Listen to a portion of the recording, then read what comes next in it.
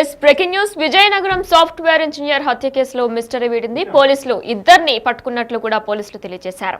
ఇదే నేపథ్యంలో ఫిబ్రవరి 10న తెర్లం మండలం నెమలం శివార్ల వద్ద ఘటన చోటు చేసుకుంది. సాఫ్ట్వేర్ ఉద్యోగి కొనారి ప్రసాద్ దారుణ హత్యకు గురయ్యాడు. హత్యకు పాల్పడిన ఇద్దరు నిందితుల్ని కూడా పోలీసులు అరెస్టు చేశారు.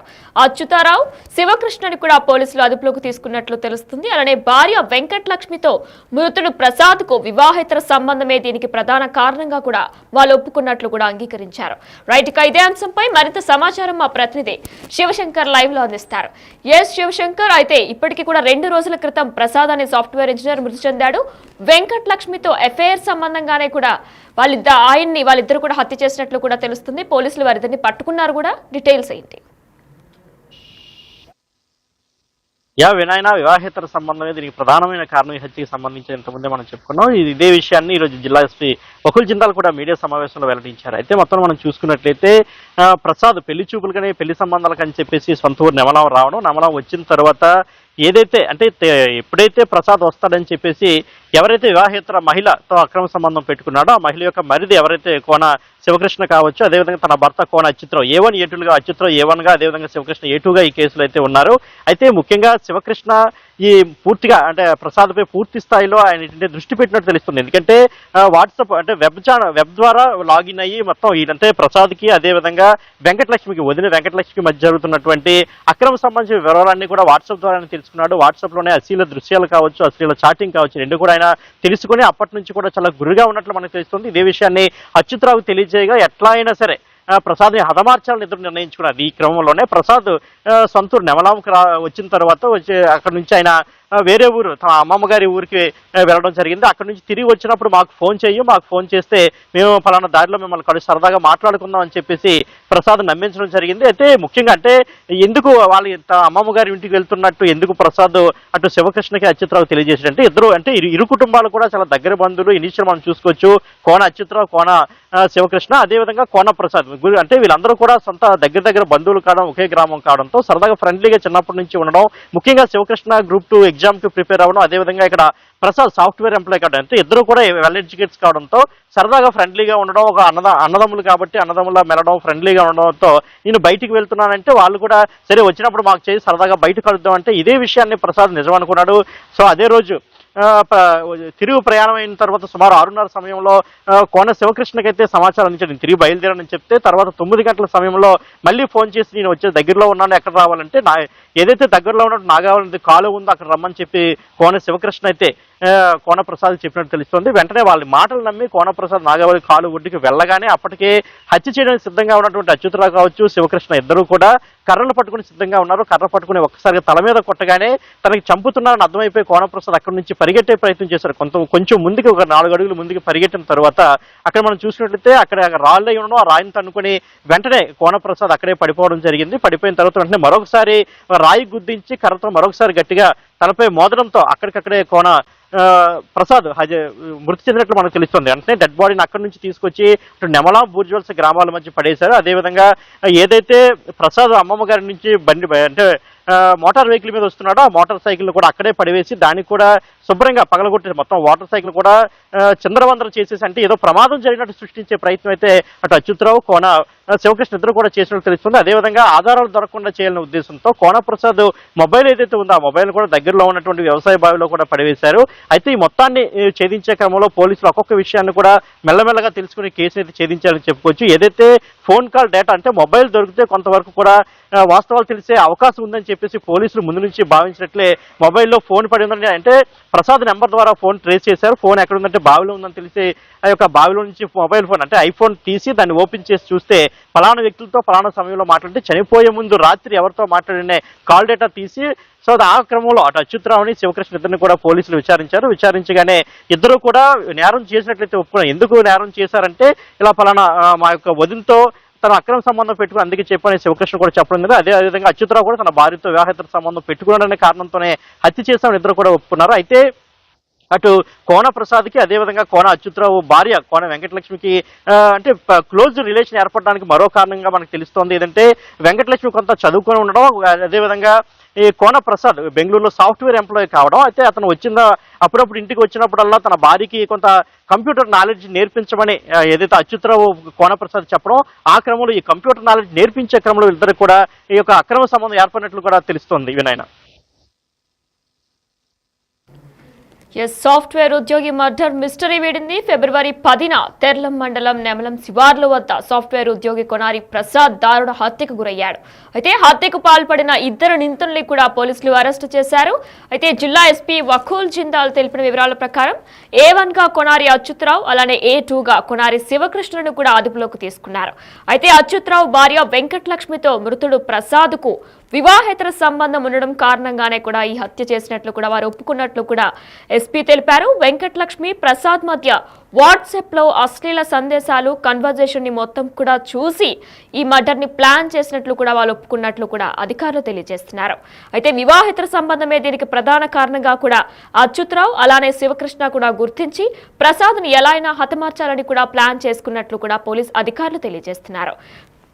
అయితే గ్రామ శివార్లోనే కలుద్దామని ప్రసాద్ కి ఫోన్ చేసి ప్రసాద్ తలపై కర్రలతో మోదీ హత్యకు వేటాడి మరీ దారుణంగా హత్య చేశారు. అయితే దీన్ని ఒక రోడ్డు ప్రమాదంగా కూడా చిత్రీకరించే ప్రయత్నం కూడా చేశారు. మన విజువల్స్ లో కూడా చేస్తున్నాం. ప్రసాద్ తల్లిదండ్రులు కూడా ఎంతో రోధిస్తున్నారు. ఆకస్మిక మరణం అంటే పెళ్లి చూపుల కోసం బెంగళూరు నుంచి వచ్చిన ఆయన 2 రోజుల్లో పెళ్లి చూపుల కోసం పెళ్లి కూతురుని చూడడానికి వెళ్లిన ఆయన ఒక్కసారిగా అకస్మాత్తుగా మృతి చెందారు. అయితే ఈ మర్డర్ మిస్టరీ వీడింది. వెంకటలక్ష్మి అనే ఒక వివాహేతర సంబంధమే కారణంగా కూడా వారి భర్త అలానే మర్ది ఇద్దరు కలిసి ప్రసాద్ ని దారుణ హత్యకు గురి చేశారు. రైట్ గా ఇదే అంశంపై మరింత దీని గురించి మరిన్ని డీటెయిల్స్ ఎస్పీ కూడా వివరించారు. ఆయన ఏం మాట్లాడారు ఇప్పుడు ఒకసారి చూద్దాం. Nemalam village Bobbili sub division Teralam police station limits లో 10వ తేదీన ఒక మర్డర్ జరిగింది. కోనారి ప్రసాద్ అనే అతను ఒక సాఫ్ట్వేర్ ఉద్యోగి, బెంగళూరులో పనిచేస్తాడు. నెమలం విలేజ్ సంబంధించిన అతను 3 రోజుల క్రితం ఊరికి రావడం జరిగింది. వచ్చినాక 10వ తేదీ రాత్రి అతను డెడ్ బాడీ ఒక రోడ్ మీద దొరికింది. ఫస్ట్ అది ఒక యాక్సిడెంట్ జరిగిందని అనుకున్నారు. దగ్గరలోనే ఒక అతని మోటార్ సైకిల్ కూడా దొరికింది. కానీ అక్కడ వెళ్ళి విచారిస్తే అది ఇంజరీస్ క్లియర్గా మర్డర్ లాగా ఉన్నాయని గుర్తించి ఇమ్మీడియట్గా దాని మీద 10వ తేదీన మార్నింగ్ అవర్స్లో దాని మీద మర్డర్ కేసు నమోదు చేయడం జరిగింది. మర్డర్ కేసు నమోదు చేసి దాని మీద బొబ్బిలి రూరల్ ఇన్స్పెక్టర్ నారాయణరావు గారు ఇన్వెస్టిగేషన్ టేకప్ చేయడం జరిగింది. సో ఈ మర్డర్ కేసులో 2 ముద్దాయిలను అరెస్ట్ చేసి ఈరోజు రిమాండ్కి పంపడం జరుగుతుంది.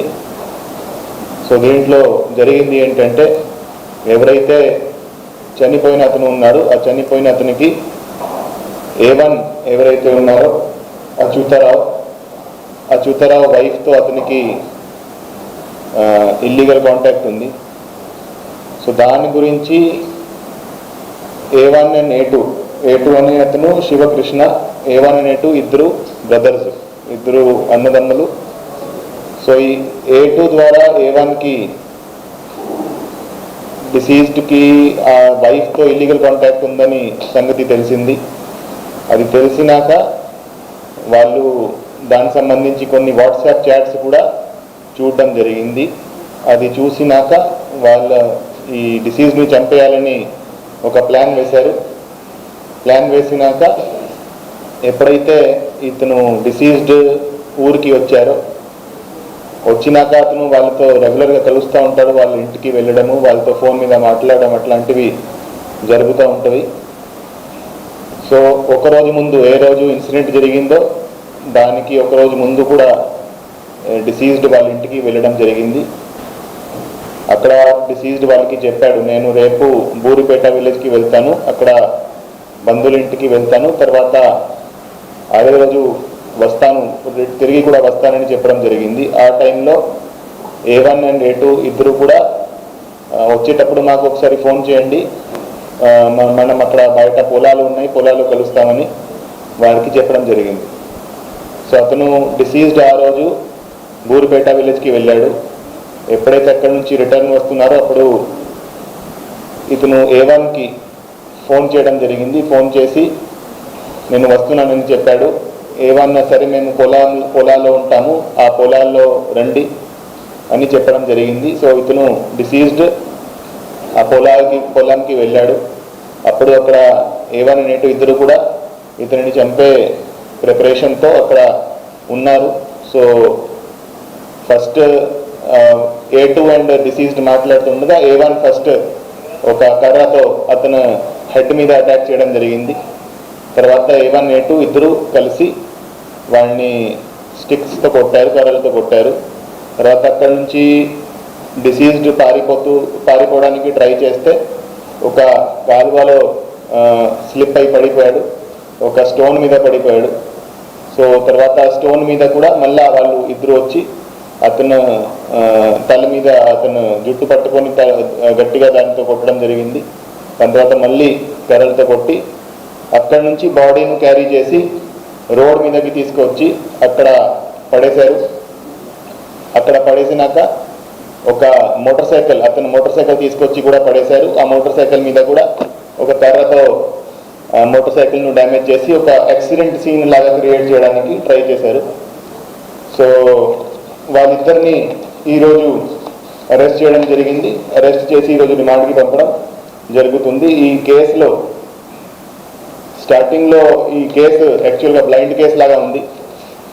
సో ఈ కేసును ఇంత తక్కువ సమయంలో చాకచక్యంగా మంచి టీం ఎఫర్ట్ చేసి డిటెక్ట్ చేసిన బొబ్బిలి డిఎస్పీ గారికి, బొబ్బిలి రూరల్ ఇన్స్పెక్టర్ గారికి, తర్లం ఎస్ఐ గారికి అండ్ వాళ్ళ టీంకి అందరికీ అభినందిస్తున్నాము. వాళ్ళకి సర్టిఫికెట్స్ కూడా ఇస్తాము. Thank you. Nemalam village Bobbili sub division Teralam police station లిమిట్స్లో 10వ తేదీన ఒక మర్డర్ జరిగింది. కోనారి ప్రసాద్ అనే అతను ఒక సాఫ్ట్వేర్ ఉద్యోగి, బెంగళూరులో పనిచేస్తాడు. నెమలం విలేజ్ సంబంధించిన అతను 3 రోజుల క్రితము ఊరికి రావడం జరిగింది.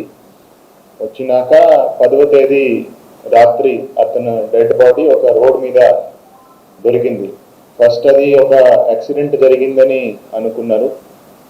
దగ్గరలోనే ఒక అతని మోటార్ సైకిల్ కూడా దొరికింది. కానీ అక్కడ వెళ్ళి విచారిస్తే అది ఇంజరీస్ క్లియర్గా మర్డర్ లాగా ఉన్నాయని గుర్తించి ఇమ్మీడియట్గా దాని మీద 10వ తేదీన మార్నింగ్ అవర్స్లో దాని మీద మర్డర్ కేసు నమోదు చేయడం జరిగింది. మర్డర్ కేసు నమోదు చేసి దాని మీద బొబ్బిలి రూరల్ ఇన్స్పెక్టర్ నారాయణరావు గారు ఇన్వెస్టిగేషన్ టేకప్ చేయడం జరిగింది.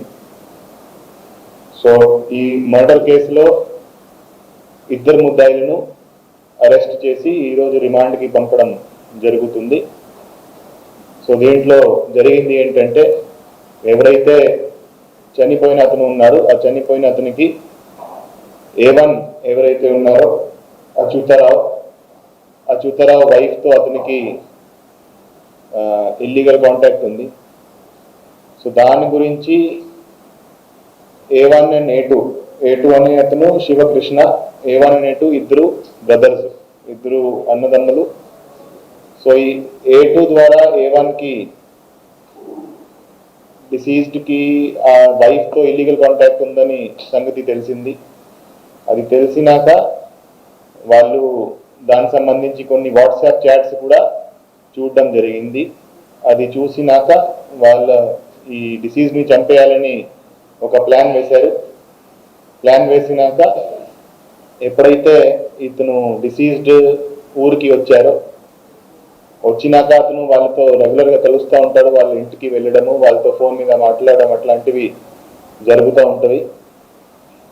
సో ఒకరోజు ముందు ఏ రోజు ఇన్సిడెంట్ జరిగిందో దానికి ఒకరోజు ముందు కూడా డిసీజ్డ్ వాళ్ళ ఇంటికి వెళ్ళడం జరిగింది.